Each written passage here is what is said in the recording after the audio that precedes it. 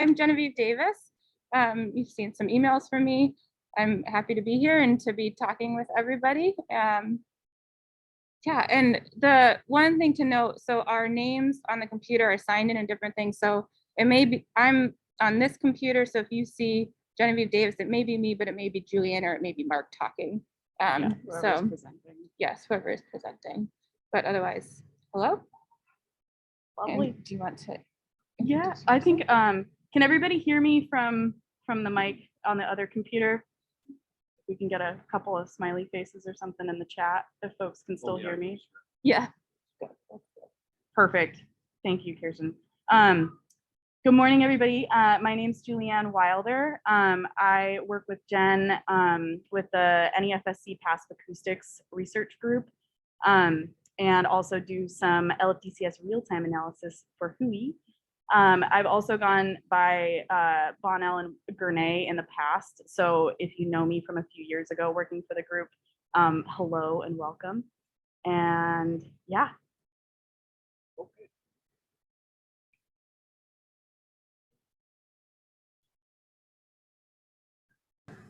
Hi, everyone.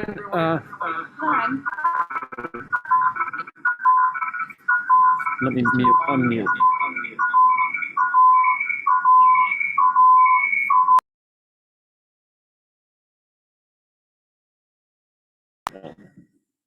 Okay, take two. Hi, everyone. Hi, everyone in the room. Hi, everyone on Zoom. My name's Mark Baumgartner. I'm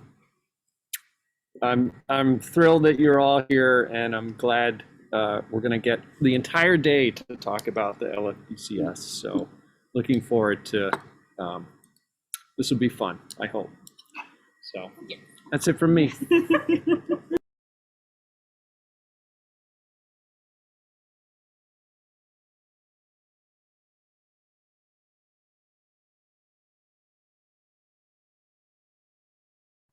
Okay. Yep. Yes. And then we'll do on there. Yep, you're here. Okay. Musical chairs. And just so you guys know, I think so we'll try to look at you as well, but I think looking at the screen too, and just holler if anything's weird. This is my first time ever doing anything hybrid, so we'll just see how it goes. Yeah, bear with us. Yeah. So this mic's on. Good. So that mic is Yep. Okay. All right. Let's dive right into it. So I'm going to give a overview of the sort of concepts behind the LFDCS, and then Jen is going to go through an application talking about her 2017 paper. So that'll be the morning session, and then we're going to get. I should probably go back to this, and then after the break, we're going to do. Jen is going to do a hands-on tutorial on how to use LFDCS, the nuts and bolts. We'll continue that after lunch. Then I'll give a little talk about the real-time LFDCS. And then after a break, Julianne's going to go through sort of the nuts and bolts about how to do real-time analysis. Okay? So here we go. Generalized low-frequency detection and classification system. So I actually must admit I made this presentation in 2013, so it's been a while. But this is, I'd say, a new approach in. It's not new anymore, and new is in quotes because in science we don't do a lot of new stuff. We borrow from what other people have done and kind of improve upon it, and that's certainly what I did. So the algorithm that you're going to see for pitch tracking was developed from automated speech recognition in humans using something called dynamic programming. It's been around for a while. I actually learned about it watching the PhD defense of a student at WHOI who was looking at killer whale whistles, and he had used some of these techniques to just trace contours, pitch contours. So I thought that was fantastic, and I said we could apply that to baleen whales, and so so that's where the pitch tracking stuff comes from. The actual classification stuff is borrowed from Doug Gillespie, who's just one room over right now doing a PAMGuard training. So that part, the use of discriminant function analysis is borrowed, or you might say stolen from Doug directly.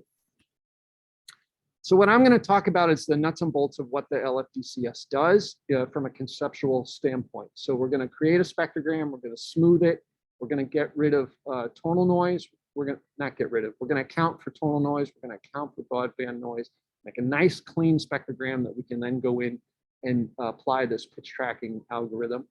Once we have a pitch track, we're going to extract attributes from it and then use this discriminant function analysis to classify the pitch track.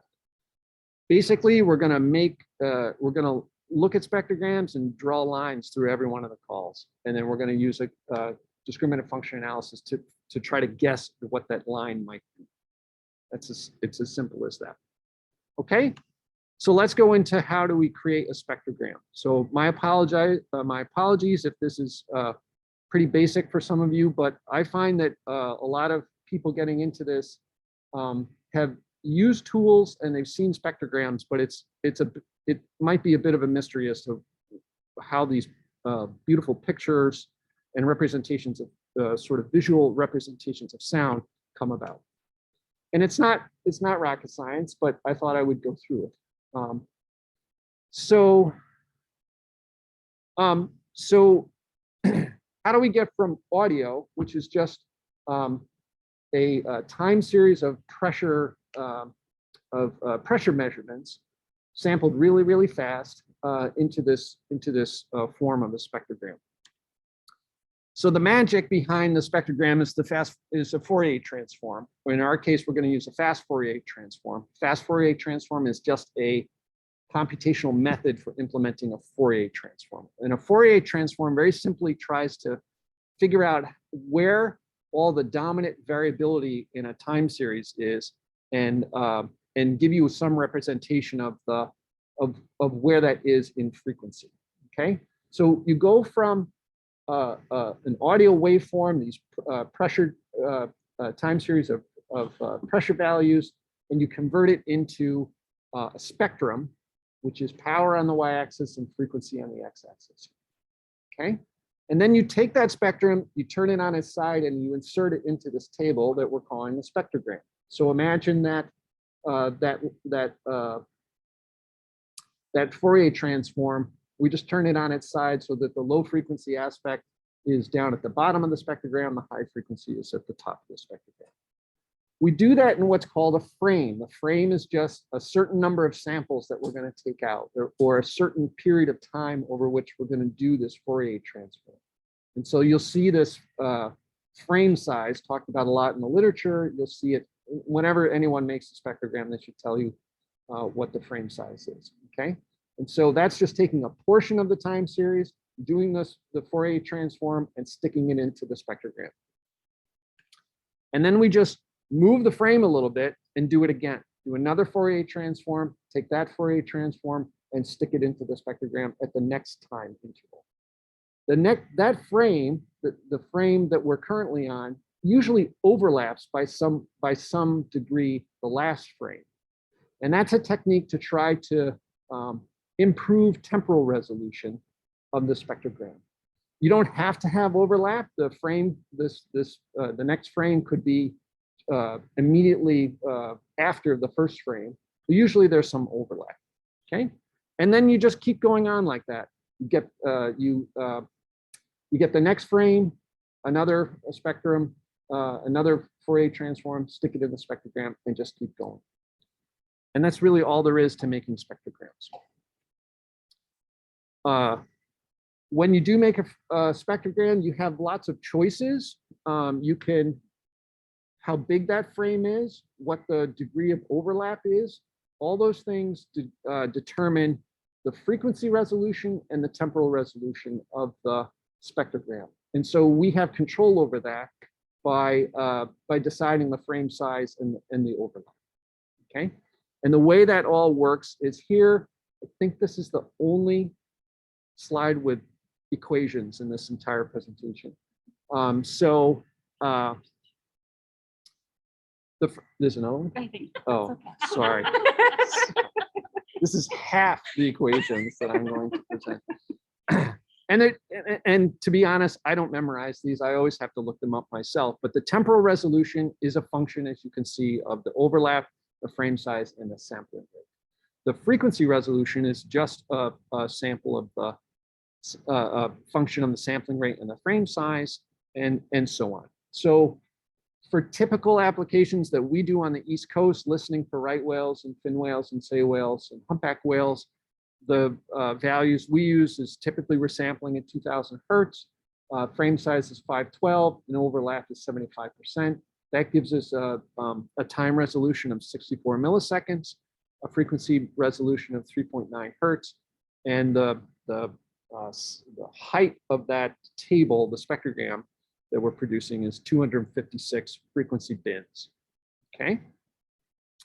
So one thing to note is if the signals that we're trying to look for happen faster than 64 milliseconds or have don't have a lot of variation in them, they have less frequency variation than about 4 hertz, these spectrogram parameters aren't going to resolve those signals. So when you make a spectrogram with those, I don't know if you've ever played with these and looked at the spectrograms, sometimes calls might become blurry or they might even disappear. And that's because you don't have the right frame size and overlap and sampling rate to resolve those. And so you kind of play around with it. The creation of spectrograms is part science and part art, I have to admit. And sometimes it's just a matter of playing with these until you get a spectrogram that actually looks to your eye good, meaning calls can be resolved. If they can't, the computer doesn't have a whole lot of chance of resolving it if you can't resolve it yourself as a human. Okay. Okay, now we're going to smooth the spectrogram just because it makes it look nice. So the way we smooth the spectrogram is, let's say that we have this spectrogram in table form, and the letters are the values of those time frequency bins, and we want to make a smooth version of it. We use something called a smoothing kernel. It's pretty simple. You see the little box in red is the portion of the spectrogram that we're going to smooth, and in the smooth spectrogram you see the blue box. That's where we're going to stick the smooth value that we're going to calculate. And so we use what's called a smoothing kernel. That's a very simple one. Those 121, 242, 121. It's just going to do a weighted average of those 9 values and stick them in that blue box. Okay, so that's why you divide by 16. That's just the sum of all the values in the smoothing kernel.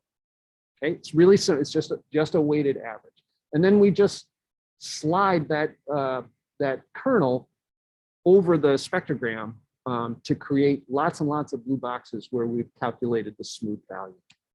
Okay, so here I'm sliding the kernel to the right, and I've made the green one.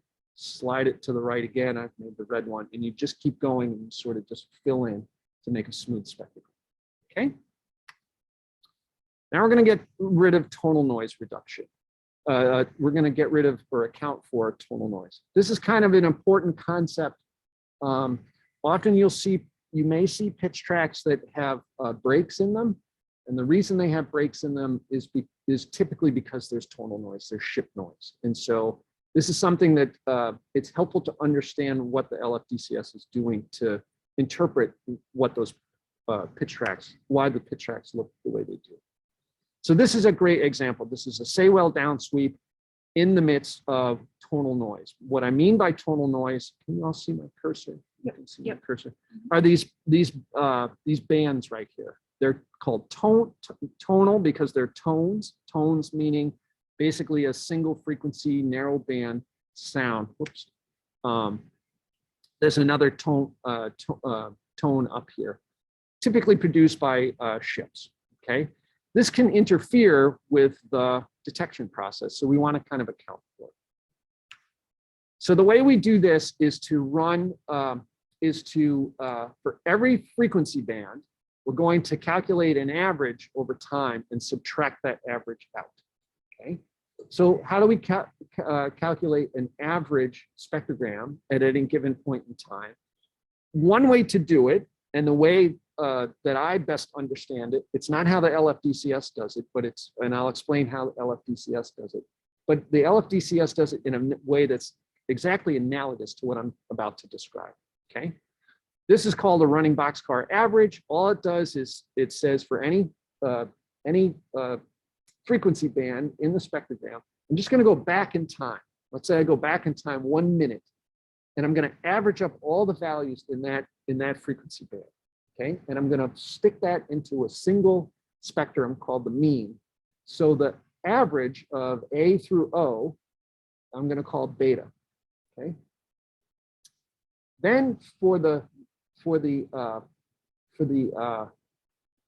smooth spectrum, no, not the smooth spectrogram, the equalized spectrogram, sorry, what's called the equalized spectrogram, I'm going to take that mean and I'm going to subtract it from the last spectrum. So that's why O is the last spectrum that I'm doing. So to replace this with its equalized version, I'm going to subtract beta, and that's going to be my equalized spectrum value. And then, yeah, okay. And then we do that for the green band. And so if I want to know the equalized value for here, I average up all the values, say a minute before, and I subtract that from this value, and I put it into the equalized spectrogram. I do that for each one of the each one of the frequency bands. And in our case, when typically we're doing that for 256 frequency bands. Okay. So as I say, that's not how the LFDCS works, but conceptually that is how it works. What the LFDCS does is it makes an exponentially weighted running mean. You get the same answer as before, it's just computationally more efficient to do it this way, okay? You're right, I did have more equations. So I'm not gonna go through the equation, I'm not gonna explain the equations, just they do exactly the same thing. So the result is this equalized spectrogram. So what does that look like in real life? So after equalization, so we saw the Saywell downsweep before, after equalization is the spectrogram just below it. So you see those bands, those tonal bands are gone-ish, but you can see there's a big chunk taken out of the Saywell call. And that's why sometimes we get broken pitch tracks, because calls happen in the presence of tonal noise.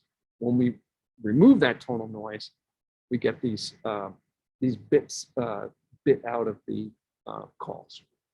Okay. One important thing to know is after equalization, we're no longer looking at raw power levels. We're looking at power levels relative to some background. The background is that mean spectrum, this mean spectrum here. We're actually going to keep that.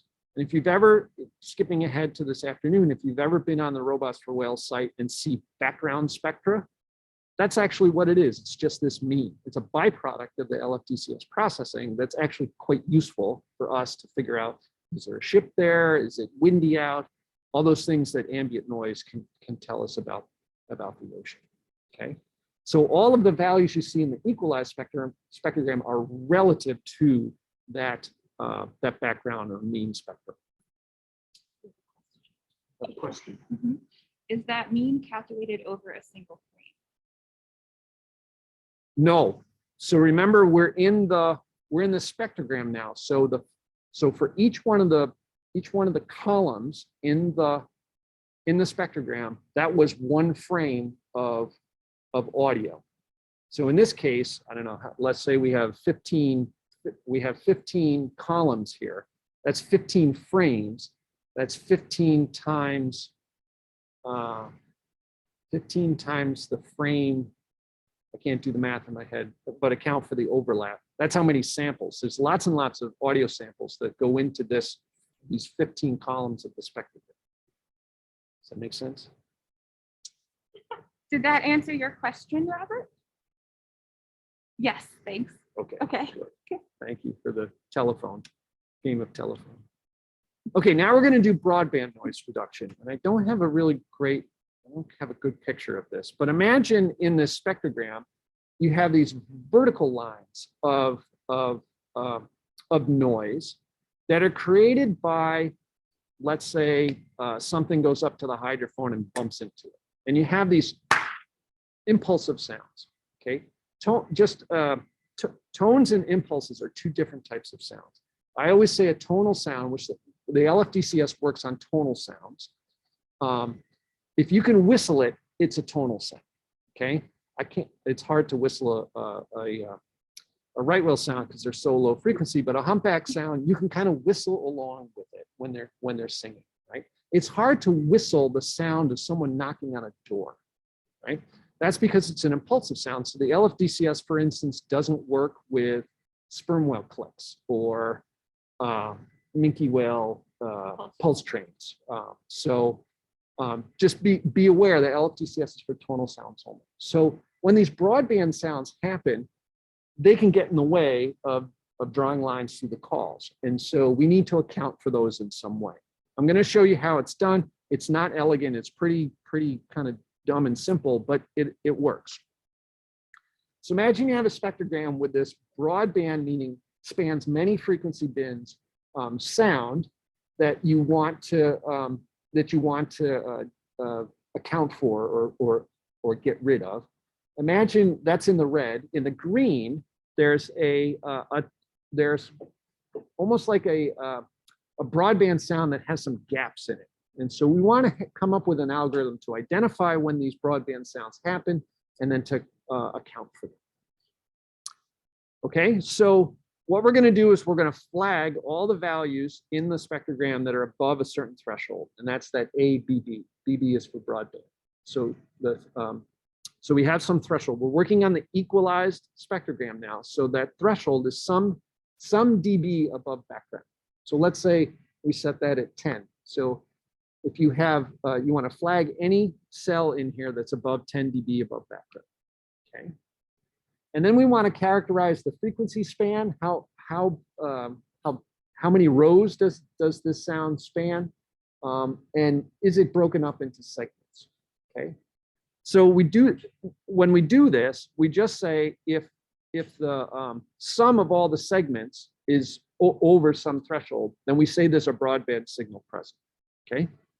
When there's a broadband, and then we sort of check to see, okay, is this sort of, does it happen for a few time steps, or is this just sort of one thing? We don't want to be overzealous about this, because as you saw, you might have a section of this spectrogram where you can imagine going up and down. There's a decent spread where the energy is, and you don't want to be getting rid of legitimate sounds. You want to just be getting rid of things that are really tall in the spectrogram, if that makes sense. Okay, so we want to check to see how tall it is and how wide it is, essentially. So we check this. We have yet another threshold to say, is the duration of this broadband sound over some threshold, tau BB? Then we're going to call this a broadband sound, and we're going to blank it out of the spectrogram. That is, we're going to just take all of these values and turn them into zeros. And that way they'll be 0 dB above background.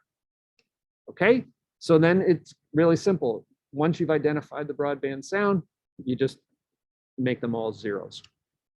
Okay, so that's really, it's dumb and simple, but it works.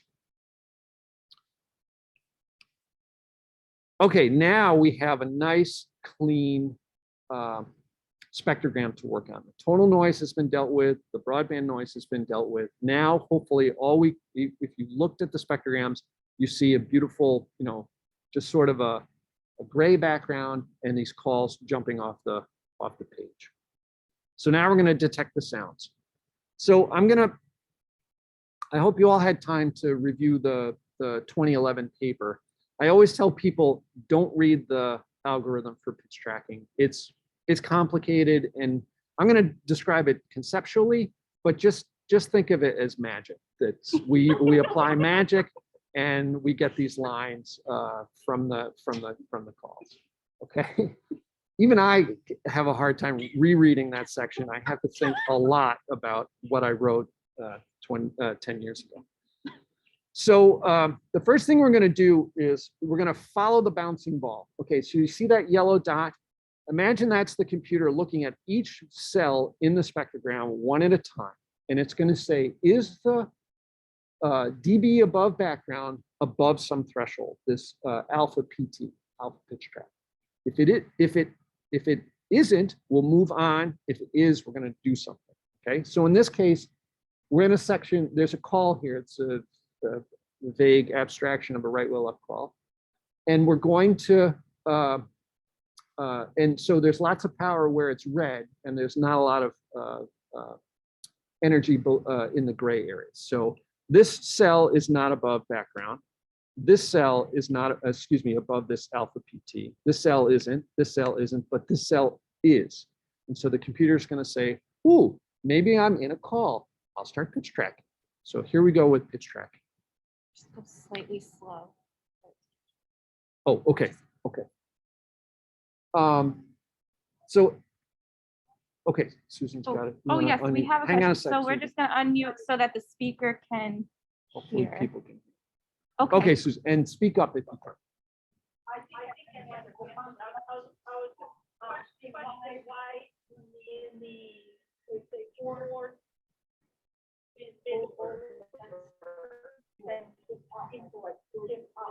Yep.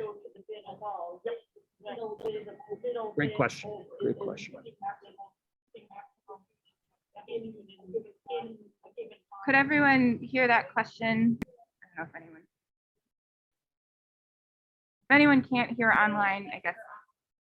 Maybe a thumbs up. Maybe, yeah, if anyone heard a thumbs up, it's hard to hear on the remote end. Okay. Okay, well, I'll So I'm gonna unmute, I'm gonna mute this mute and then I'll yeah. repeat Susan's question. Okay, so Susan asks, why does the pitch track make this big jump? Why doesn't it kind of go through every single one of these red squares? Is that the idea, Susan? Yeah, and I guess it's simply choosing at a given time slice, choosing the bin. We're not choosing the bin with the max amplitude. I'll go through the algorithm in a second. But the answer to your question is that the pitch track is going to go, there's going to be one dot per column in the spectrogram. And so you will not get a couple of dots in the same column. It's always one dot per time step in the spectrogram. So that's why. But how do you choose which bin? I will tell you. Okay. I will tell you. Hopefully, I will tell you in a way that you can understand. And just so for everyone online, Susan asked, how do you tell which bin in the column is chosen? Thanks. So Mark is going to tell us. Yep, I'm going to tell you that now-ish.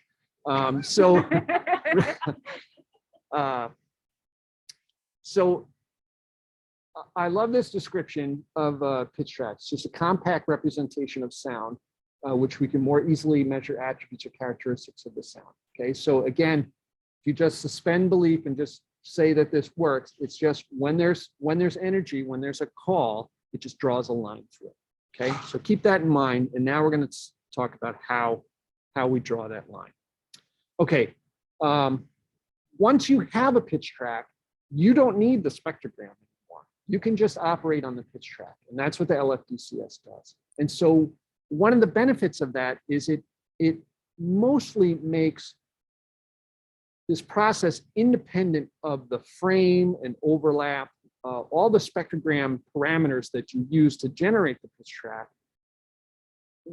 It's not, what I'm saying is not completely true, but as long as they're fairly close to one another, you can throw the spectrogram away. You don't have to worry about what those underlying factors or parameters were for creating the spectrogram. You just have to look at the pitch track now. Okay. So once we create a pitch track, remember we're following that bouncing ball.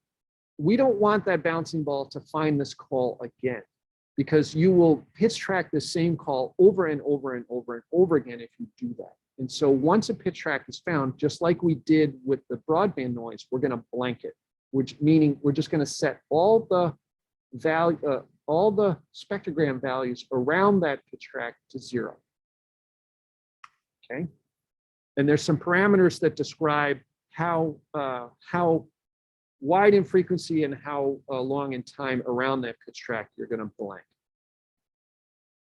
Okay. So once it's blanked, we can move on. Here it's, sorry. Yep, no, I'm you're going good. too You know fast. you're doing that. Yep. So remember, we were following the bouncing ball. It found the tail end of this up call. And then we go ahead and pitch track and blank the call. Now we can start following the bouncing ball again. The bouncing ball is looking for more cells to start pitch tracking. And so it moves along, and it's never going to find this call again because it's been removed from the spectrogram. Okay. So here's that say well call again. So in the first panel, we've got, that's the raw audio, the raw spectrogram. The second one in the lower left, we've done our tonal noise reduction. In the third one, we pitch tracked. And in the fourth one in the lower right, we've blanked it so you can't see it. But if you look closely, you can see sort of a solid gray block where that call was. That's the blanking. That's turning them all to 0. Okay. Now to Susan's question, how do we do this pitch tracking? And I'm going to use an old problem in computer science to describe essentially what the pitch tracking algorithm is doing. And that's called the traveling salesman problem. So as traveling salesman, imagine you're a traveling salesman and you're in San Diego and you're going to sort of make your way across the country selling whatever it is that you're selling. And you're going to end up in New York. No, New Jersey? New Jersey, it looks like. Philadelphia. Sorry. We're going to go from San Diego to Philadelphia, and we're going to sell along the way. Well, where do you go? Where is it that you could sell the most but not go out of your way too much? If you go up all the way up to North Dakota and there's like 2 customers in North Dakota, that's kind of a wasted trip, right? The cost of going to North Dakota is not outweighed by the benefits, the money you'll get from traveling all that distance. And so you project out before you leave, you say, well, I could make $1,700 in Denver, I could make $1,200 in Oklahoma. You have this problem of what's the optimal route to reduce my cost and increase how much money I'm getting. And that's what the pitch tracking algorithm does. As it moves along, it's deciding how am I going to make it to the end of this pitch track and sort of accumulate as much energy or power from the spectrogram as I can without jumping too far. So we penalize big jumps in frequency, and we the benefit is how much power we sort of accumulate. So it's not, Susan, not going to the one with the maximum, but doing this trade-off. Maybe, exactly. It's not necessarily the maximum. Okay, so I jumped ahead. We're going to maximize revenue and we're going to minimize the distance cost. So we're going to do that. Here's this our say well down sweep. As we go along, this is going to be hard to explain because I've forgotten most of this, but so at the top, you see, we're going to keep track of a score for every single frequency bin along that dotted line. The A is that equalized spectrogram value, and the penalty is how much we jump from one dot to another in frequency from one time step to another. Okay, we quantify what the penalty is going to be by the equation down at. I really have a lot of equations in there. I didn't realize it. It's okay. So we assign some penalty to it, and it has to do with, you'll see if you jump from F1 to F2 from one frequency to another frequency, there's some penalty associated with that, and it's and you can, and in the LFDCS you can fiddle around with those with that weighting, that value, with the penalty. Okay, So we're just going to go along, and this score graph on the right is just saying, where would it be? Where does it make sense to make my next jump? Where is it that where I will maximize the equalized spectrogram value and not incur too much of a penalty? And so that's what that function is with frequency on the right. And it helps know where to jump next. And then I make my jump, and then I look again. Okay, where's the next place that I can jump? And it just keeps doing that over and over and over again. And it slowly traces out the call. The way the algorithm works is it pitch tracks forward first, just like I showed. When it gets to the end, the final pitch track that you get is actually a backtrack. It starts at where it ended, and it backtracks through the call. And the reason it does that is because it might find the most energy here. You might get over that threshold to start pitch tracking here. There's actually more call prior to that. Sorry. Okay, so you could start pitch tracking in the middle of the call. And if you just forward pitch track, you just have that from that start point forward. So we do the forward to find the end, and then we do the back pitch track to find the beginning.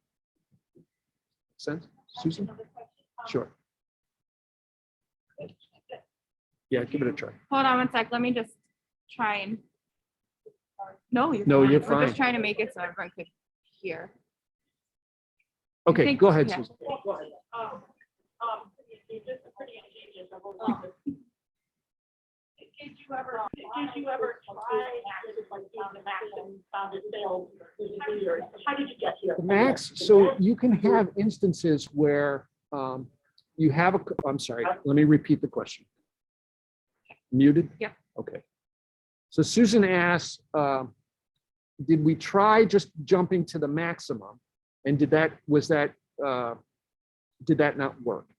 And so it doesn't work. You get, I mean, it works sometimes. If you have a really clean spectrogram with a single call, that'll probably work just fine.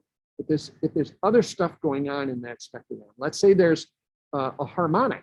So you have an animal that's very close to the recorder, and when it makes a sound, you not only get the fundamental, but you get some harmonics above it. So if you're just going to the maximum, you have the possibility of that pitch track jumping between harmonics, and that makes it the pitch track impossible to interpret. So incurring this penalty keeps it from jumping to some crazy value, or tries to keep it from jumping to some crazy value, some crazy frequency well above where the call is. Okay. So as I say, we pitch track forward to get the endpoint, pitch track backward to get the full track, and now we're going to extract the amplitude. We have a question. Oh, go ahead. Okay. Yeah, go ahead. Can the pitch tracking algorithm detect multiple signals that co-occur in time but at different frequencies, like harmonics? Yes. The reason being, let me go back. Remember this. So Thinking it's gonna about it. show every single. Coming there. Okay, there we go. So remember, we were following the bouncing yellow ball. We found this call and we blanked it. So now we just continue on up that we were going in this direction, right? We're going up this column. We'll keep going up this column. So if we bump into a harmonic, we'll start pitch tracking that. And then if there's something above that, we'll pitch track that. What the algorithm doesn't do well with is if you have calls that cross one another. There's almost no, I don't know of any algorithms that can deal with that. That is typically not a problem in the Northwestern Atlantic. In the Arctic, it's a big problem. You could have, I don't know if you've ever had the pleasure of listening to an Arctic soundscape. It is amazing with bearded seals and bowheads, and they're all blah, blah, blah. And all that sound kind of mixes together. So that makes it hard. Blah, blah, blah is definitely. Blah. That's accurate, yeah. Write that one down, yeah. Call type. And bearded seals don't blah, blah. They make the craziest sound on the planet. Okay. So once we have the pitch tracks, we're going to extract the amplitude of the equalized spectrogram at each time frequency point. So whenever we talk about a pitch track, it's a time series of frequency amplitude pairs. It's not only the frequency. So when you, in the LFDCS, you can have black lines and colored lines, right? The black lines are just showing the frequency modulation of the call. But when the call that you're looking at is selected, it's suddenly in color, and the colors represent the amplitude of the underlying spectrum of the underlying equalized spectrum. Okay, that's it for. Oh, that's not it for pitch tracking. There are 3 parameters that control how pitch tracking works, and you have control over them in the LFDCS parameter file to change them. I would recommend, if you're just starting out, don't change them. But if you're kind of feeling adventurous, you can play with these and see what the results are on your pitch tracks.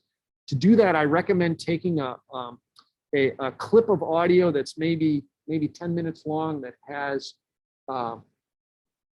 lots of nice signals in it, and just keep rerunning that same clip through the LFDCS with different parameter values, and you'll get a good sense for how the pitch tracks change with these values, with these parameters. Okay. Okay, so now we have the pitch track. Now we want to classify the pitch track. We have a pitch track that looks like a say-well call. How do we know it's a say-well call? How do we get the computer to recognize that it's a say-well call? So the first thing we're going to do is we're going to extract attributes of the call from the pitch track. And let's check it. So the LFDCS in its current incarnation has 7 attributes that it pulls out. Okay, and these are the attributes, or I should say, there are 7 fundamental aspects, and then I'll tell you what the LFDCS actually pulls out. But the things that we would use to characterize this, the things that you, when you look at a pitch track, sort of pay attention to, is the duration. Is it long? Is it short? The frequency range. Is it low frequency, mid, high frequency? The average frequency for things that are sort of more tonal, and others that are sort of sweepy. You can have differences in frequency range and average frequency. And then the slope. Does it change rapidly over time, or does it change slowly? And then for complicated shapes, the reason I came up with this is because we were doing bowhead whale calls that had kind of a U shape in the spectrogram. And so this idea of the slope of the first third, slope of the second third, and slope of the third third of the pitch track is a way to get at more complicated shapes, not just sweeping down and sweeping up. Okay, so we want to pull those out of the pitch track. So we just have this line. We don't even have the spectrogram anymore, and we just want to characterize some attributes about that line. And so the things I talked about just now on the slide are on the right-hand side, and on the left-hand side is what the LFDCS actually computes. And the reason they're different is because we want to do amplitude weighting for all of these things. Amplitude weighting just means we're going to do a weighted average of each one of these values, weighting by the amplitude at each point in the spectrogram. And that's so that out at the tail of these pitch tracks, the amplitude gets really quiet. And so wacky things can happen out at the tails when things get quiet.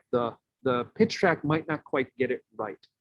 So we want to be really careful about using those values in calculating the attributes in the same way that we use the values in the middle of the pitch track where we're in the heart of the call and there's the most energy and we're really confident that the pitch track is good. And so we weight when we calculate each one of these attributes, we weight them by the amplitude so that the lower amplitude out at the fringes of the call, those points don't have as much influence on these attributes. Okay. All right, now we get into the fun stuff, the discriminant function analysis.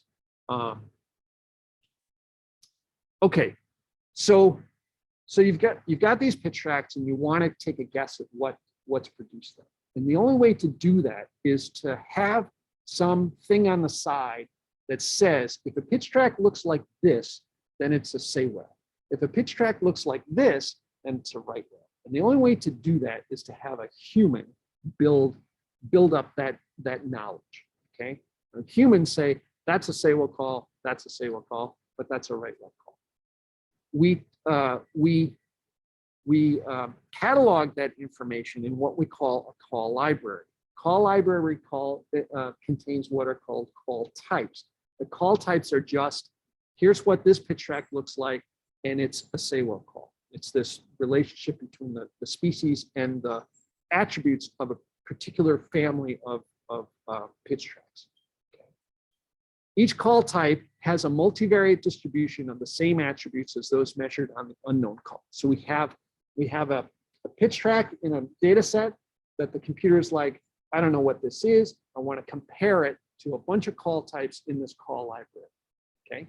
And we're going to measure the same attributes. So we've gone from a pitch track to just a list of 7 numbers, these 7 attributes. And I take those 7 numbers and say, which call type do these 7 numbers best fit with? Okay. So in the call type, for each call type, we have many exemplars. We've chosen many pitch tracks, and they have many sets of these 7 numbers. Okay.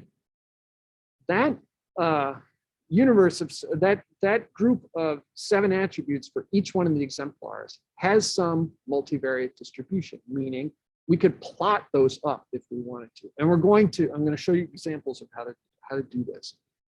We can't envision things in 7 dimensions, at least I can't.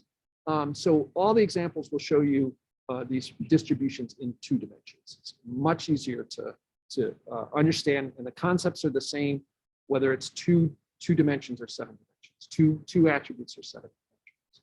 Okay. All right. So discriminant function analysis simply tries to figure out which call type the measured call attributes best match. Okay. For calls that are not represented in the call library, the classified call type will be incorrect.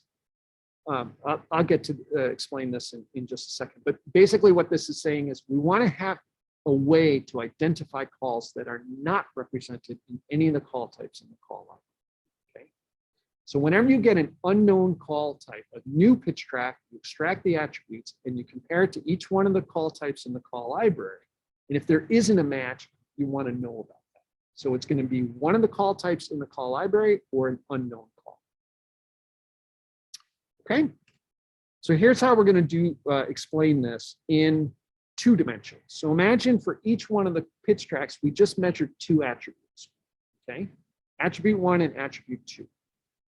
This call type that I'm going to talk about only has 2 call types in it: the red call type and the green call type. And you can make up whatever. Reds are say whales and green are right well up calls, whatever you want. Okay.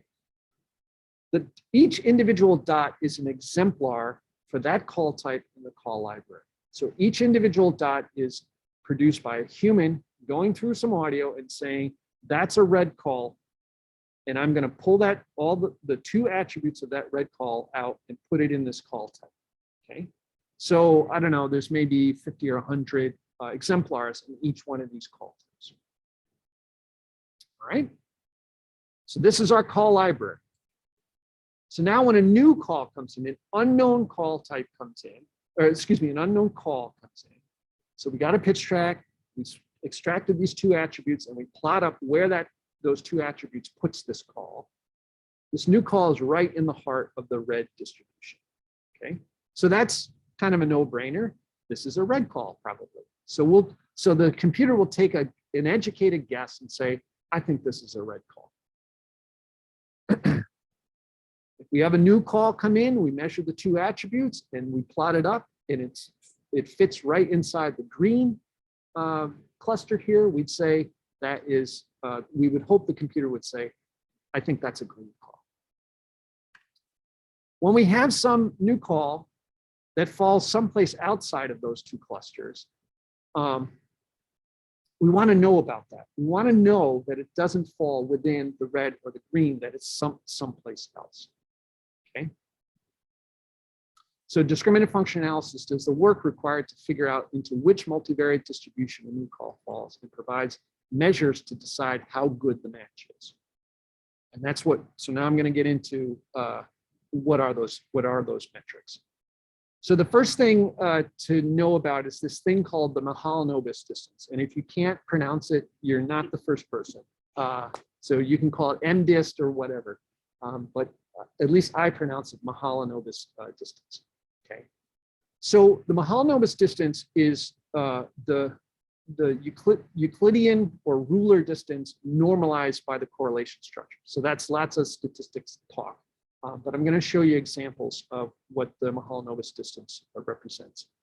If you're familiar with univariate statistics, you can just imagine in your head a histogram of the height of people on the planet, right? There's a mean height, and then there's some spread, there's some distribution. Mahalanobis distance is like if you've taken statistics courses and have learned about a z-score, which is just a height minus the mean divided by the standard deviation. It's normalized based on that distribution of heights. Mahalanobis distance is like a multivariate z-score. Okay, so what does that look like? So here's a couple of examples. Here's a couple of examples of those two open circles have a Euclidean distance from the center of that cluster. Maybe I should explain. The filled circle is the mean of attribute 1 and attribute 2 plotted up on the graph. The circle is the in statistical terms, it's the covariance matrix, but basically you can say it's like a circle that encompasses most of the, or an oval that encompasses most of the points in this cloud. It's in univariate statistics, it's basically the standard deviation, or 2 times the standard deviation. Okay, so this is just making this in 2 dimensions instead of 1. Okay, the open circles are values that are 80 units, attribute units away from the mean. And I've done it in a way that it's along the axis of correlation and against the axis of correlation. But you notice 80 units puts one of the open circles in the red cloud and one way out of the red cloud. So Euclidean distance is not a great way to measure how inside this cloud or this oval these open circles are. But if I go the same distance, the same Mahalanobis distance away, not the same Euclidean distance, but the same Mahalanobis distance of 2, I end up right on the line. So it's a way of saying how far away from the centroid am I, but it takes into account the fact that this cluster is sort of spread out in a particular pattern. It has some what we call correlation structure.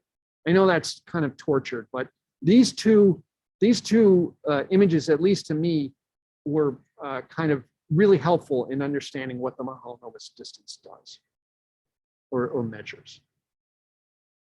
Okay, everyone's glazed over with that. Let's get away from Mahalanobis distance. We'll show lots of examples of Mahalanobis distance so you get sort of a conceptual feel for what it's doing. Okay, now we've made a more complicated call library.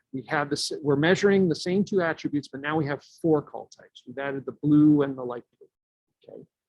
So one really useful way to think about discriminant function analysis is visualizing these things called territory maps. What the territory map is any call, new call, falls within this dark gray area around the green, it will be classified as a green call with discriminant function analysis. Okay, any call within this dark gray area around the red cluster would be classified as a red call. Even stuff that's way out here is going to be classified as a red call. Okay, so that's important to remember, is that just because the classification says that it's a red call doesn't mean it actually is a red call. We need an additional metric to help us interpret whether it's a red call or not. Okay, so let's go through some new calls and see where they fall in the territory map and see what the statistics tell us about group classification. Okay, here's a new call that's clearly in the green cluster. We would hope that the discriminant function analysis would call it a green call. So what discriminant function analysis does is it measures a couple of metrics relative to each one of the classes, and then gives you an ordered list as to which class it thinks it best fits in. So that's what's on the right here. You see the green, red, blue, and light blue. You see the Mahalanobis distances. So that's the distance from the new call to the centroid of each one of those call types. And so you can see for green, it's really small because that's really close to the middle of the green cluster. But we're really far from the red and the blue and the light blue. So we have really big Mahalanobis distances. That's super helpful. Discriminant function analysis also gives you what's called the relative posterior probability of group membership. And you can think of it as kind of a guess at what the probability is that this new call belongs to the green call type. That's a probability of 1. The probability that it belongs to the red, which is 0, and so on. And so these are the two numbers that we're going to look at to decide, is this call really a green call or not? In this case, sort of intuitively, looking at the territory map, you see it falls within the green. You think it should be a green call. And sure enough, the posterior probability is really high for the green call type, and the Mahalanobis distance is pretty low. So the computer would say this is a green call, and looking at it, that makes a lot of sense. Okay, what happens if we have this fifth pesky call type that's really close to the red call type? And if you want to think, if you're on the East Coast, you've ever done analysis with right whales and humpback whales, you could think of this as a right whale upsweep and a humpback whale upsweep, which are very similar to one another. If you want an example real world example to think of. Okay, so here's what the territory map looks like for this call library, right? So let's look at some calls. So here's a call that's pretty close to the edge. The discriminant function analysis is saying that the highest posterior probability of group membership is the yellow group at 0.72. But the red one, you'll notice, is not 0. It's 0.28. Sorry, let's see. Yeah. 0.28. Can't see I need either. your glasses. And the Mahalanobis distances, you'll notice between the red and the yellow, the distance between the new call and the centroids of the red and the yellow measured as the Mahalanobis distance they're both really small. And so you can't use Mahalanobis distance alone to determine the group membership. That posterior probability is really quite important. Okay, so let's look at some other examples. Here's one that's really on the edge. So the Mahalanobis distances are really close. And in this case, we're just on the other side of the border in the territory map. This is going to be classified as a red call, but the posterior probability is not super high. It's only 0.62 versus the yellow 0.37. And this is akin We deal with this all the time with rights and humpback whales. If you just look at the call, you don't look at anything around in the spectrum data, just look at the call. If I showed you a right whale up call and a humpback whale up call, you wouldn't be able to tell the difference between the two. You would have, as a human, you would have some uncertainty. The fact that the posterior probability is not really high for the red group says there's some uncertainty here.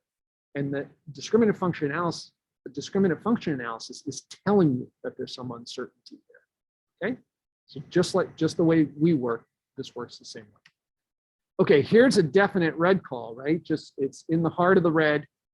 In this case, the posterior probability is really high, and the Mahalanobis distance is really close to the centroid of the red. So that's great. What happens when you have a super duper outlier like this? Again, it's in the red call territory on the territory map. You can see the posterior probabilities of group membership for red is super high. It's 1. And so this is going to be classified as a red call, but the Mahalanobis distance is huge. It's very far from the centroid of the red group.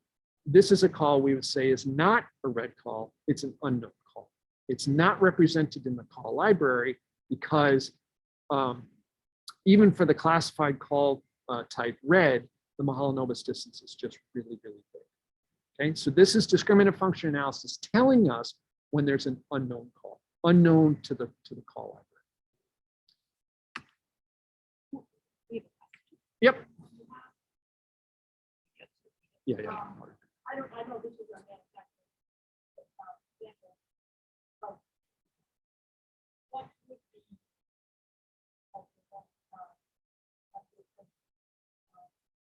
What would be what would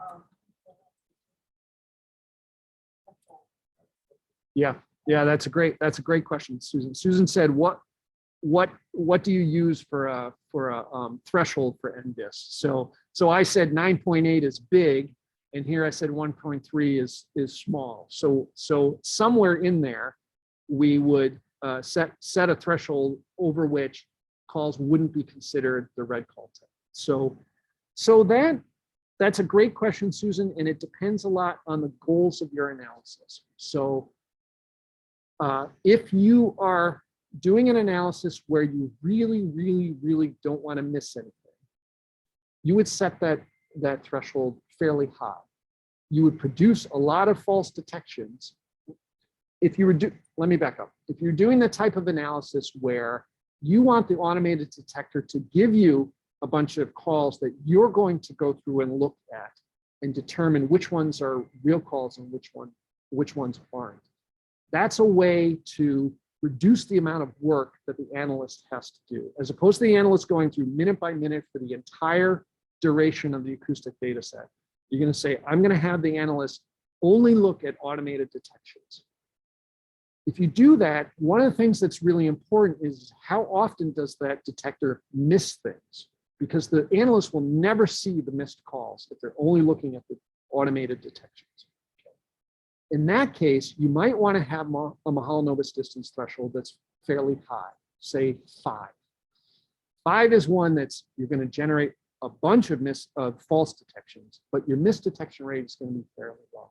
And then you just have the analyst go through every single one of the detections and throw out the false ones and keep the real ones. In so doing, the final data set has a very low false detection rate. False detection rate is basically 0 because you've had an analyst look at all the automated detections. But the misdetection rate will be whatever the misdetection rate for the automated detector is. That's one of the, in my mind, if you have the time and the money, that's one of the best ways to efficiently go through a data set.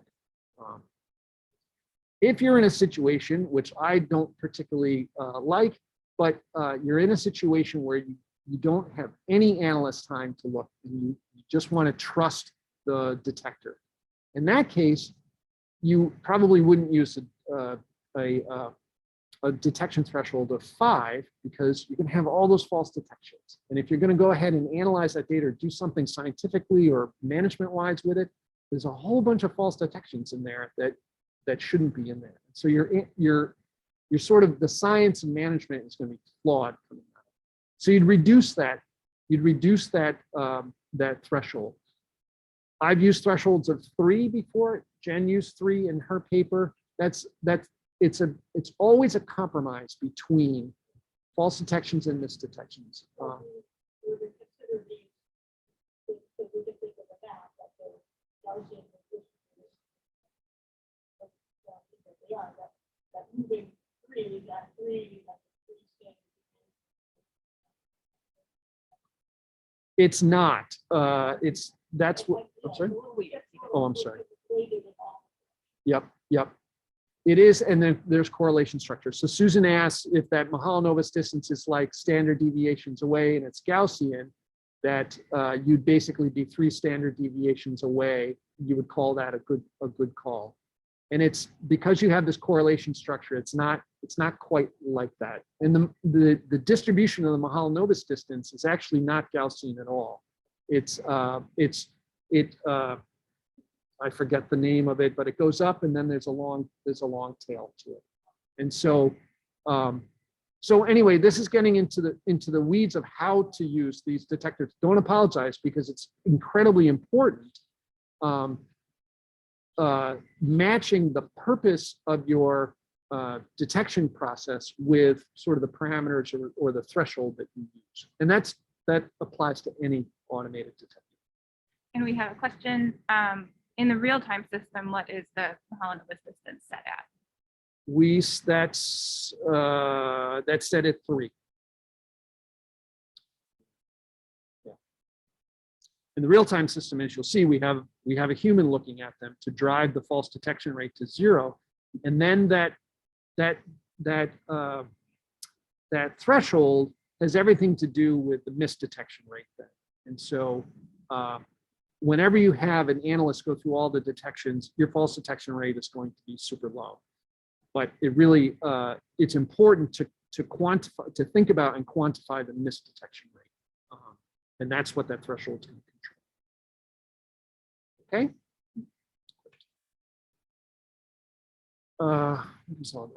These are just some examples. This is one that's on the Robots for Whales website. It's basically showing a spectrogram, a scene, and then the pitch tracks that are generated. You can see that there's, and then classifications. I think in this case, classifications that have a Mahalanobis distance of 3 or less. Just some examples. This is this call right here is a Finwell 20 Hertz pulse. You can see one there, and there's one there. They have essentially the same interpulse interval that helps us identify them as Finwell calls, and you can see the corresponding pitch tracks. In this particular call library, the Finwell 20 Hertz pulse call is call type 51. So remember that when that pitch track is produced, we extract the attributes from it, and then it's compared to every single one of the call types in the call library. So that pitch track was compared to the call type 1, the Saywell downsweep, call type 2, the unknown call, and call type 51, just like in red, green, blue in the example before. And it turns out that the posterior probability of group membership for Finwell was highest for that pitch track, and the Mahalanobis distance was less than 3. So we're going to call that a Finwell 20 Hertz call. Any call that has a posterior probability that puts it in the Finwell call but doesn't have Mahalanobis distance of 3 or less, we don't call a Finwell call. Even though it's classified as a Finwell call, it's not if it doesn't have a Mahalanobis distance of 3 or less. Okay. So you notice that there are pitch tracks here. For instance, this, whatever beep or blip this is, got pitch tracked. You notice that the pitch track is blue. In this case, the amplitudes are on the right. The cool colors are low amplitude. That's the amplitude pulled off of the equalized spectrogram, remember? Those are blue. Light colored calls, often spurious pitch tracks in this case. I mean, there's really something there in the spectrogram, and it did get pitch tracked, but we don't know, there's no call type for it, and so there's no classification shown for this. It's an unknown call type. We get these all the time. And then there's some really nice Saywell downsweeps. Here's a couple of calls from right whales. There's 2 say well down sweeps, and then these are right whale tonal calls, screams in this case. So you notice all that tonal noise. You don't see any sort of artifact from it. Maybe this one, but and you can build pitch tracks for kind of nutty, build call types for kind of nutty call types like these screams. They don't have to have a kind of a prescribed shape. That's one of the benefits of the LFDCS. And here's a couple more, a right whale scream, and then a couple of right whale up calls.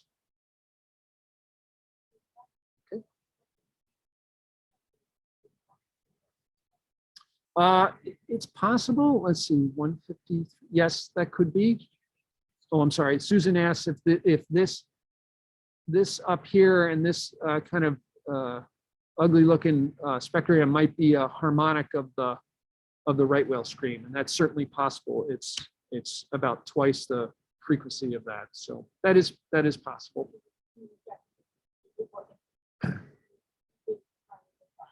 We don't have a class for that one. That's right. We don't have a call type for that. Usually harmonics are something that may or may not be present, depending on how close the animal is to the hydrophone. And so usually we build call types for the fundamentals. All right, so getting to the end here, the advantages of the LFDCS is it's insensitive to system gain, sort of. It's insensitive to spectrogram creation parameters. It's efficient, and Jen will talk about this.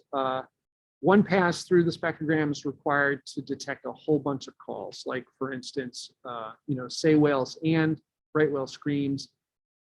In many other systems, you'd have to go through this data twice, one with a right whale call detector and one with a scream detector. And and another for a say whale and another for humpbacks. In this case, since we're characterizing each one of the sounds in the same process, that you can do multiple species at the same time. It incorporates variability in call parameters that's difficult to capture with what are called kernel methods, and the right whale scream is a good example of that. Allows detection of call types that are poor candidates for kernel detection methods.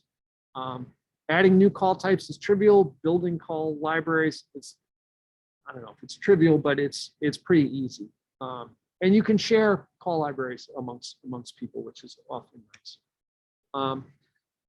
There are limitations, of course, as any system does. This requires reasonably loud calls to detect and estimate the shape of calls via pitch tracking. Kernel methods can be very sensitive and can pick up really low calls with low signal to noise ratio, quiet calls. Remember that the pitch tracking algorithm is trying to both detect the call and tell you something about its shape, and that requires a little more signal. It's not useful for broadband signals. It cannot accurately track calls as pitch track changes faster than the time resolution of the spectrogram. We have a problem. Sometimes humpbacks make upsweeps that happen faster than that 64 millisecond time step. That's an issue. And it's difficult to pitch track when different calls occur nearly simultaneously in overlapping frequency bands. That's the Arctic soundscape with all the blah blah. Okay, this is a segue into not into Jen's talk, but into Jen's tutorial. There's a bunch of different programs that Jen will go through, and we'll talk about these in detail a little later. So with that, I'm going to stop